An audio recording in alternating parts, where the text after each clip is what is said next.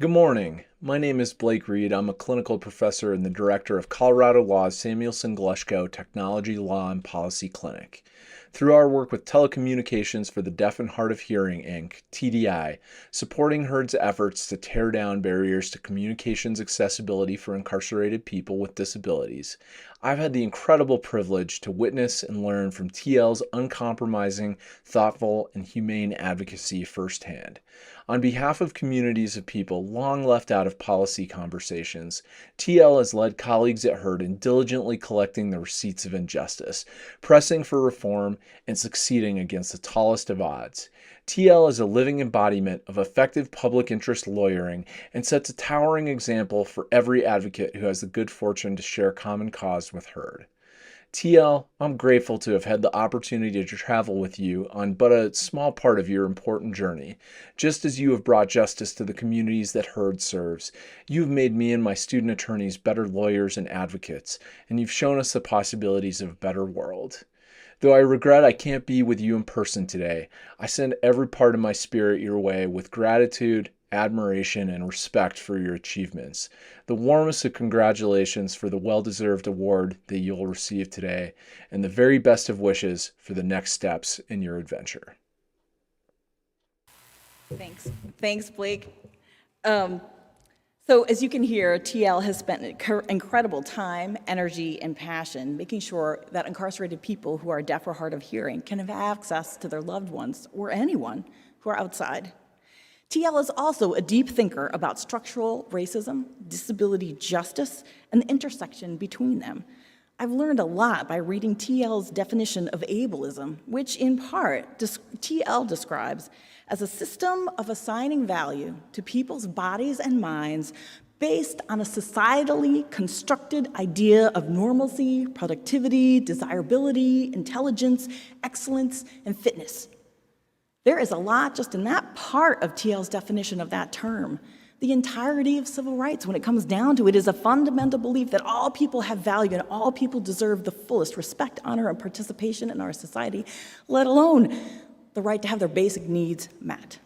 So TL not only founded HERD and largely worked as its chief and unpaid staffer since 2011, but has also had profound influence on how many activists think about the intersection of disability and other justice issues. HERD has advocated with and for thousands of deaf-disabled defendants, incarcerated, and returned people and their loved ones. They are a lifeline for people when no one else often can be there. Next week, the FCC is going to vote on an action that TL first started asking for 10 years ago. So now is a fantastic time to honor TL's work and to present to TL Lewis the UCC's Donald H. McGannon Award.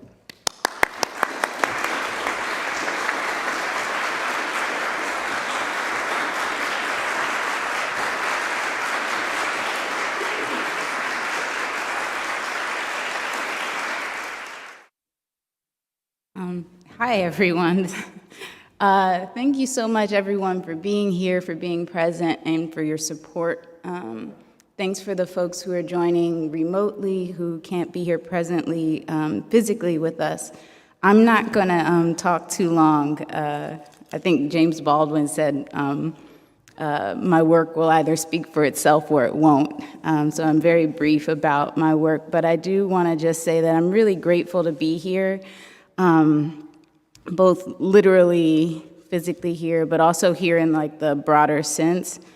And this moment is really full circle for many reasons. We're actually, for people who don't know, MLK Library is literally right next door. So I can almost, if you look out, you can see it, but I can almost touch it from here. And many of you don't know that that is the place where HERD's first public meeting was held, and many subsequent meetings were held in the DC Public Library System. And in fact, the DC Public Library System is the only office HERD has ever had. And so I say that because part of abolitionist work is making sure that people have spaces where we can build one another, care for one another, and sharpen one another. It's about investing in positive projects, making sure that we have those kinds of spaces and divesting from harmful structures, from imperialist capitalist structures and systems, from incarceration, from policing systems that continue to harm all of our communities, and investing in things like young folks doing good work, working towards causes of justice, towards infrastructure that our communities need. So I just want to name and uplift that. That is a plug for supporting public library systems, librarians, and the likes. And then as related to this award, I'm really not receiving it on behalf of just myself. I'm receiving it on behalf of so many people.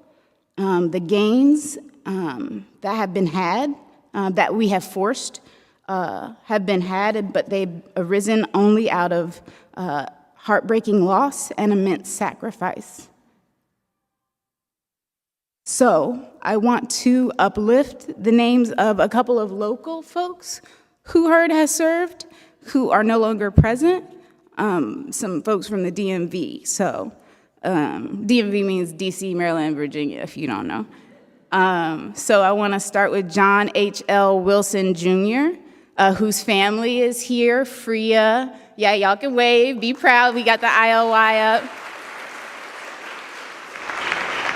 With us today, that's Freya, Kyrie, Andrew, and Frey. And those are his children and grandchildren, some of them. The others are not present here physically, but they're here in spirit as well. John Wilson was wrongfully convicted and spent 25 years incarcerated. I worked for about 12, 13 years to free him from the cages that he should have never been in the first place. He passed away 6 months later because of deprivation of access to telecommunications, which again, we are calling on the FCC to no cost, I mean no cost, for calls from disabled people to their loved ones, and full access for everyone. That should be a baseline thing. We shouldn't be arguing about this 20 years later. Martha Wright was a blind, disabled grandmother, and Yolandis Wright, her son, was incarcerated, and again, spent years, decades, fighting between her medicine and access to her child who was incarcerated.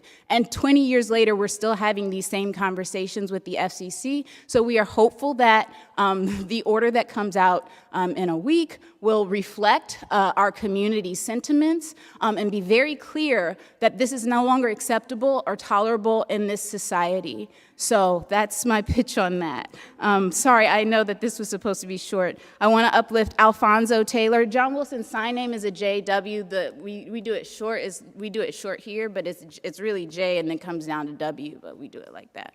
So y'all can sign his name if you want, if you're at home or what have you. The next person is Alfonso Taylor, sign name AP at the Temple. And the next person is Chris Jarbo, and I haven't seen him in so long I don't remember his sign name.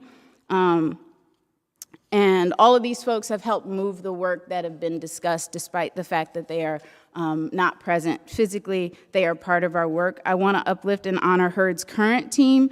That's Kai, K-A-J, Rox, R-O-X, Esperanza, E-S-P-E-R-A-N-Z-A, and Trinity. Sign name Kai, Rox is spelled Rox, and Esperanza is an E on the chin, and Trinity is like this. Cool. That's the future of cross-disability and cross-movement work, liberation work that really centers all marginalized people. I'm really want to also uplift that there's been hundreds of volunteers with HERD, so we have really pushed back against capitalist instincts to make money off of fixing the suffering of people. What I call this is freedom struggle. This is heart work, and so the vast majority of the labor that's been done through HERD, through this organization that I co-founded, has been all volunteer, and that's really important. And we need to be investing in this kind of work in ways that aren't presently being done. And then last but not least, deep gratitude to my very tiny circle of friends and chosen family, who supported and loved me through even the most difficult times, and are supporting me as I transition to rest and redefining my role in life. I wrote around the paper. In life, work, and just community. And I look forward to spending more time with y'all. This work continues, and we really need everyone. All power to the people.